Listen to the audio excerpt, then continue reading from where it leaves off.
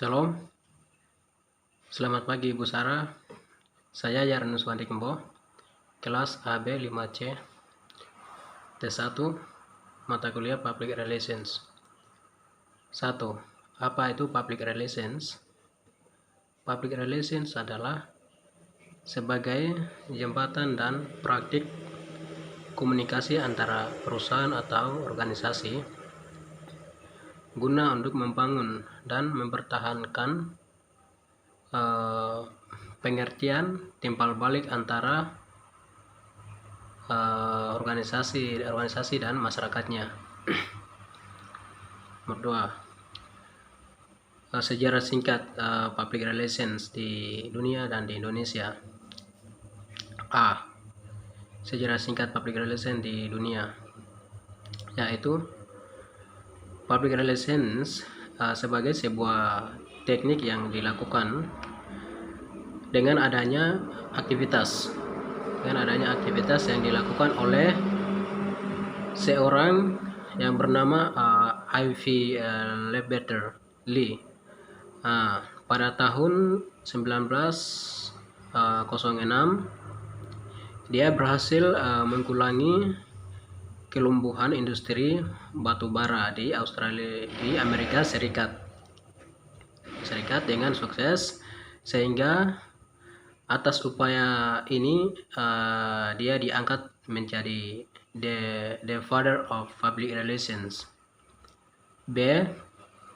Secara singkat public relations di Indonesia, yaitu di Indonesia itu mulai diterapkan sekitar pada tahun 1950-an,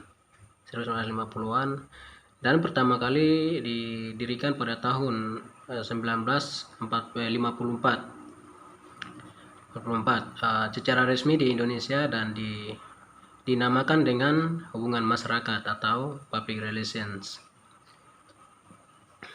Nomor 3, perbedaan public relations, yaitu advertising, marketing, dan sales. Mungkin saya akan jelaskan masing-masing pengertian sedikit, yaitu A. Advertising atau periklanan, yaitu suatu upaya penjualan yang persuasif mungkin kepada calon pembeli yang paling cepat atas suatu produk berupa barang atau jasa tertentu dengan biaya yang sangat rendah. B. Marketing atau pemasaran adalah suatu proses manajemen yang bertanggung jawab mengenal, mengantisipasi, dan memuaskan kebutuhan pelanggan demi mencapai keuntungan. Kalau dari sales atau sales promotion atau promosi penjualan, yaitu biasanya dilakukan tepat di tengah-tengah penjualan dalam menangkapi tuntutan pasar secara langsung dan memperkenalkan produk baru serta mempertahankan volume penjualan produk itu sendiri. 4. Apa peran dan fungsi public relations? Mungkin saya akan jelaskan beberapa fungsi, yaitu 1. Menciptakan citra atau reputasi yang baik di mata publik. B. Menumbuhkan hubungan kerjasama antara perusahaan dengan pihak internal maupun eksternal. C. Mampu memberikan motivasi penunjang manajemen demi mencapai tujuan yang diinginkan. C. Mampu memberikan motivasi dan meningkatkan partisipasi publik. D.